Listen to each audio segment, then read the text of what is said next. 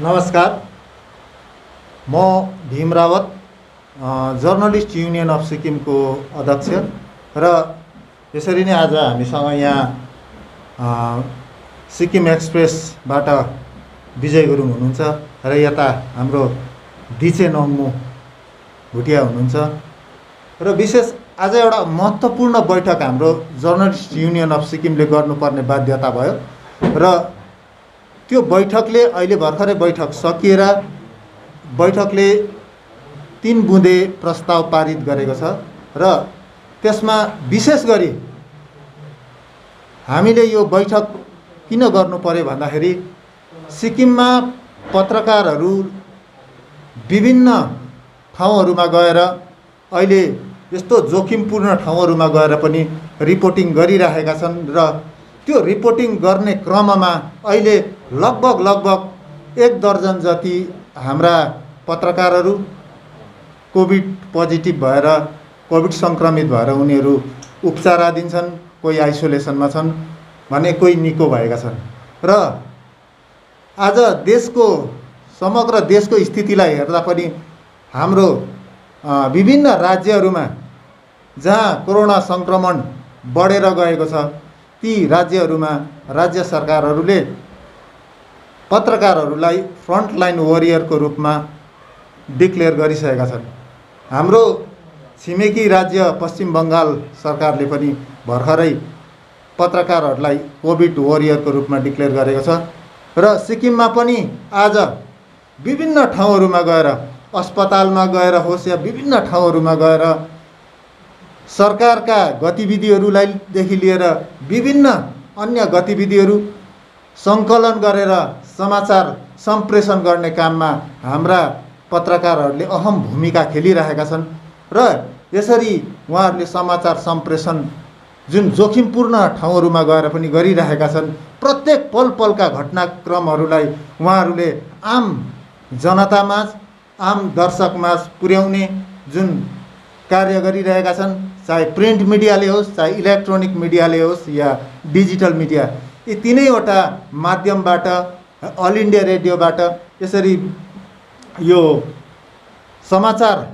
जनतालाई पलका खबरहरूबारे सूचित गर्ने काममा हाम्रा पत्रकारहरू प्रतिबद्ध भएर काम गरिरहेका छन् र यसरी काम गर्दै जाँदाखेरि अघि नै मैले भने लगभग 1 दर्जन जति पत्रकारहरू अहिले सङ्क्रमित छन् र यस्तो स्थितिमा अन्य राज्यहरूमा जसरी पनि सरकारहरूले त्यहाँको वस्तुस्थितिलाई मध्यनजर गरेर पत्रकारहरू पनि अन्य हेल्थ वर्कर है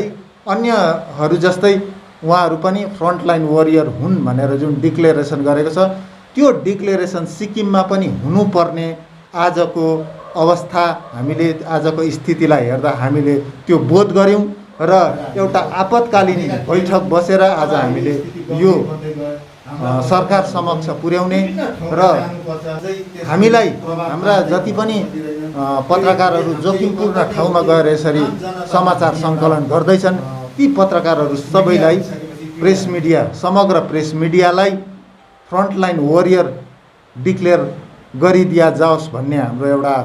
गर्नुपर्छ भन्ने हाम्रो एउटा अडान थियो। त्यही अडानको साथमा हामी आज यहाँ हजुरहरू समक्ष यो कुराहरू राख्न गइरहेका छौँ र फ्रन्टलाइन वरियर पत्रकारहरूलाई घोषणा गर्ने बित्तिकै जति पनि फ्रन्टलाइन वरियरहरूले पाउनुपर्ने सुविधा, उनीहरूको सुरक्षा सम्बन्धमा पाउनुपर्ने सुविधाहरू छ, ती सबै सुरक्षाहरू सबै स्वतः पाउनुपर्छ भन्ने हाम्रो एउटा अडान हो र यो हामी अहिलेसम्म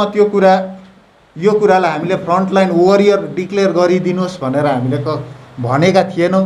तर अहिले स्थिति गम्भीर बन्दै गयो। हाम्रा पत्रकारहरू पनि विभिन्न ठाउँमा जानुपर्छ। उनीहरू नै सङ्क्रमित भइसकेपछि त्यो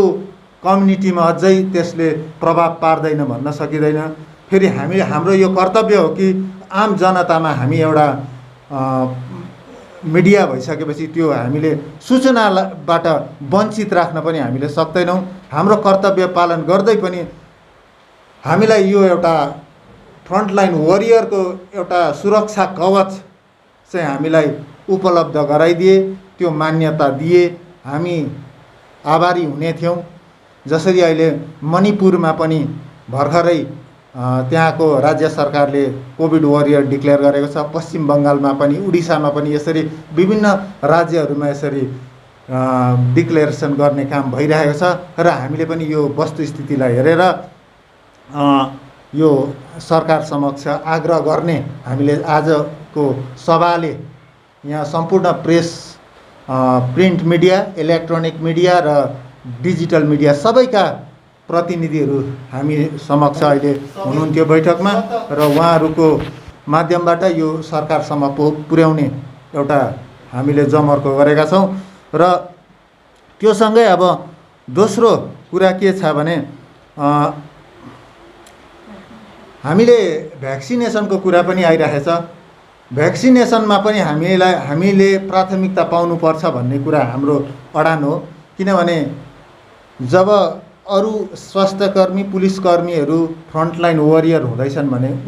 हाम्रा पत्रकारहरू पनि जहाँ जहाँ पुलिसकर्मी पुगेका छन्, जहाँ जहाँ स्वास्थ्यकर्मीहरू पुगेका छन्, जहाँ जहाँ सफाई कर्मचारीहरू पुगेका छन्, ती ठाउँहरू सबै ठाउँहरूमा, ती संवेदनशील, ती जोखिमपूर्ण ठाउँहरूमा उहाँहरू पनि पुगेर समाचार, एउटा ग्राउन्ड जिरोबाट समाचार रिपोर्टिङ गरिरहेका छन् र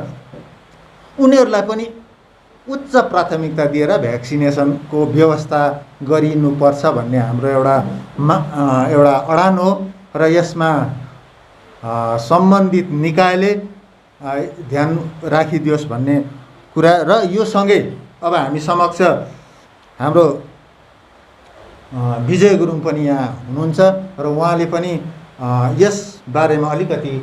उहाँलाई लागेका कुराहरू र हामीले आज यो मिटिङमा प्रस्तावमा ग्रहण गरेका कुराहरू राखिदिन म आग्रह गर्दछु। Thank you sir. हाम्रो प्रेसिडेन्ट साहबले सबै कुराहरू राखिरहेको छ। हाम्रो main what are the chief principal demands of the journalist faculty of Sikkim सबै कुरा राखिसकेको छ। र मोस्टमा चाहिँ I just want to add on this कि I request not me, the entire media of Sikkim would like to request the society of Sikkim that please do consider the media as a frontline warrior or a COVID warrior or a person who is engaged in essential services. You know, unless and until we receive such endorsement from the society, encouragement from the society,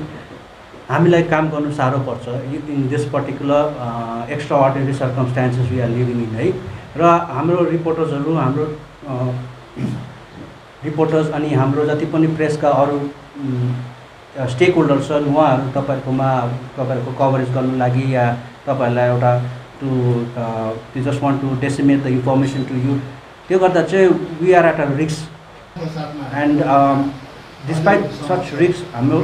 since the last pandemic of 2020 हाम्रो the media of Sikkim I believe has done a very what do you say, a very appreciative job है। they have disregarded the care for their own safety, the safety of their family members। र उहाँहरू जहिले पनि तपाईँहरूसँग अगाडि आएर तपाईँहरूलाई अब अलमोस्ट इन्स्ट्यान्टेनियस न्युज तपाईँहरूलाई दिइरहेको छ। र यो हुँदा चाहिँ अब just wanted to appeal the society that तपाईँहरूले जब आफ्नो कामहरू गर्दा या तपाईँहरूले आफ्नो तपाईँहरू पनि फ्रन्टलाइन वरियर नै हो, तपाईँहरू पनि काम गर्दा चाहिँ मिडियालाई पनि अलिकति तपाईँहरूले पनि एन्डोर्समेन्ट दिनुहोस्, एन्करेज गर्नुहोस्। Please do consider media as a frontline warrior, as a Covid warrior, as a person or a stakeholder who is trying to contribute to the efforts of the fighting against the pandemic. Thank you. र यसै गरी हामी समक्ष दिचे नङ्मु भुटिया पनि हुनुहुन्छ र उहाँले पनि केही कुरा राख्नुहुनेछ। त्यस अगाडि म एउटा कुरा के राख्न चाहन्छु भने हामीलाई आधिकारिक रूपमा फ्रन्टलाइन वरियर त डिक्लेयर गरेको छैन, तर पनि यिनीहरू फ्रन्टलाइन वरियर, यिनीहरू पनि अन्य फ्रन्टलाइन वरियरहरू समान हो भनेर राज्य सरकारले लास्ट इयर नै जब कोभिड त्यति बेला एकदमै फर्स्ट फेजको कोभिड चलिरहेको थियो, त्यो समयमा हामीलाई प्रत्येक पत्रकारहरूलाई एउटा इन्सेन्टिभ पनि गभर्मेन्ट अफ सिक्किमले दिनुभएको थियो है, दिएको थियो। र त्यस्तै अब हामीले त्यस्ता सुविधाहरू हामीलाई सुविधा चाहिएको होइन, तर हामीलाई सुरक्षासँगै अरू सोसाइटीको पनि सुरक्षा अनि यो हामीले काम गर्ने ठाउँ सजिलो होस् भन्ने कुरा हामीले त्यो विचार गरेको र अहिले भर्खरै यो नोटिफिकेसन जुन निस्केको छ त्यो नोटिफिकेसनमा पनि एउटा शङ्का भइरहेको स्थिति चाहिँ हामी छुटेका छौँ भन्ने कुरा, त्यो बारेमा हाम्रो दिछे नङ्मु भोटियाले यहाँहरू समक्ष कुरा राख्नुहुनेछ। Thank you. सो अहिले जुन चाहिँ हिजोको त्यो लेटेस्ट नोटिफिकेसनको कुरा गर्नुपर्दाखेरि त्यहाँनिर सबै कुरा मेन्सन छ, तर प्रेस एन्ड मिडिया भनेर कहीँ मेन्सन छैन, एसेन्सियल सर्भिस भनेर पनि कहाँ पनि मेन्सन गरेको छैन है। सो आई फिल कि लाइक काहीँ न काहीँबाट अब त्यो गभर्मेन्टबाट पनि छुट्टिएछ हामी होइन। सो यो नोटिफिकेसनलाई को क्ल्यारिफिकेसन पनि हामी माग्छ है यो प्रेस कन्फरेन्स यो मिटिङद्वारा। एन्ड देन अर्को चाहिँ के हो भने लाइक हुनु त अब हामीले यो हामीलाई फ्रन्टलाइन वरियर भन्नु, हामीलाई भ्याक्सिनेसन दिनु भन्ने कुरा होइन, त्यो त अटोमेटिकली खासमा गभर्मेन्टले होइन स्टेक होल्डर्सहरूले बुझ्ने कुरा हो, किनकि सबैले पाइसक्यो,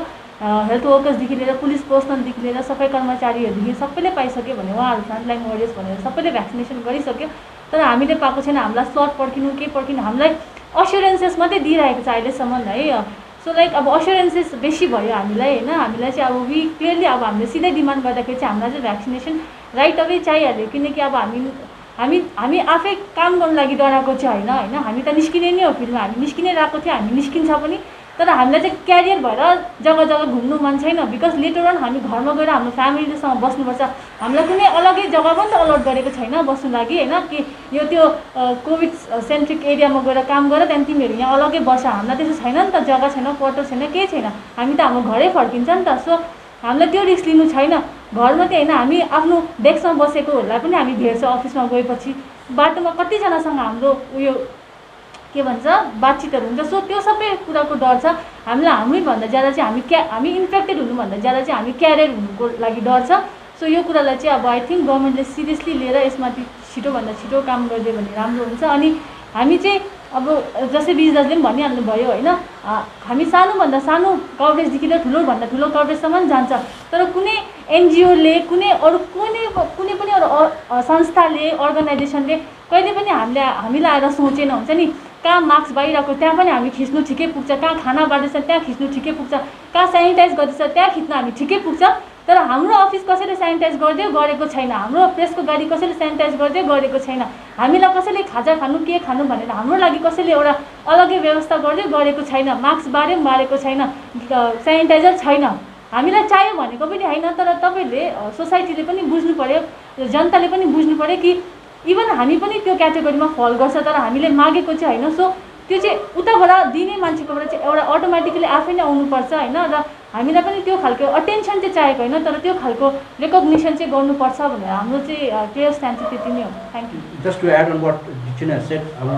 a particular appeal was to the NGOs that have been in the front line that working during the COVID pandemic. Last year पनि गरेको र यो पालि पनि many NGOs are coming in the forefront है, civil societies को मेम्बर्सहरू आइहाल्छ। What Dichin is meant to say is that we are not asking for what you say in kind यो तपाईको, what we are asking for is encouragement होइन, your respect as that even the media is a frontline warrior and they are doing the best in coordination with the state government or in support with the NGOs, with the civil society. They are also trying to do their best right. Just give us the respect, just give us some just have some thoughts for us also, that they are also once you start considering us as a frontliner, you will have a respect for us right, and plus maybe you can strengthen our efforts through your own अझै तपाईको माया आयो भने चाहिँ हामीलाई अझै motivate हुन्छ, encourage हुन्छ काम गर्न लागि, बिकज हामीले त तपाईहरुलाई न्यूज दिनु काम गरिरहेको छ। At the outset हाम्रो प्रेसिडेन्टले भनिहाल्नु भयो that almost nearly 12 of our media fraternity and their beloved ones was infected by COVID, some last year, some this year, right? And it is like very what we say disheartening. It's a kind of what it's disheartening to see that they have not received the kind of attention or the kind of support, the kind of love from the members of the civil society or the NGOs, right? Maybe at this juncture like even a phone call or even some kind of support or solidarity will have really boosted our fellow members who have been COVID positive, right? And tomorrow when they come out after being getting treated, they will be emboldened, they will be encouraged by the support that they have received from the society, and they will try to work much harder for the betterment of the society. So that's what, at the end of the day, it's your love, it's your encouragement that will keep us going in this very extraordinary times. र अन्त्यमा चाहिँ अब हामी आजको यो बैठकपछि अब हामी आज सिक्किम सरकारका चिफ सेक्रेटरीसँग गएर उहाँकोमा गएर यो कुराहरू हामी मौखिक रूपमा राख्नेछौँ र उहाँले लिखित रूपमा माग्नु भने त्यो पनि हामी दिनेछौँ। र आज हामी सर्वप्रथम त हामी यहाँ यो स्थितिमा हामी सिधै गएर उहाँहरूसित बसेर कुराकानी गर्नेछौँ र यो कुराहरू राख्नेछौँ। र विशेष गरी नोटिफिकेसन जुन निस्किएको छ त्यसमा मिडिया चाहिँ मेन्सन गरिएको छैन। मिडियाका गाडीहरू आवागमन गर्नु पाउनुपर्ने भोलिको दिनमा पुलिस प्रशासनले त्यति बेला नोटिफिकेसनमा त मेन्सन छैन भनेर हामीलाई प्रश्न गर्दा हाम्रोमा जवाब हुँदैन। यो कुराहरू पनि अगाडिका नोटिफिकेसनहरूमा थियो, तर यसमा के अरे मेन्सन गरिएका छैनन्। र यो कुरामाथि पनि सम्बन्धित पक्षले यो कुरा क्लियर गरिदिया जाओस् र पेपर दोकानहरू जति समाचार पत्र बिक्री हुने दोकानहरू छ ती दोकानहरू पनि यस क्राइटेरियाभित्र मानदण्डभित्र पारिदिया जाओस् भन्ने हाम्रो आग्रह छ। Thank you.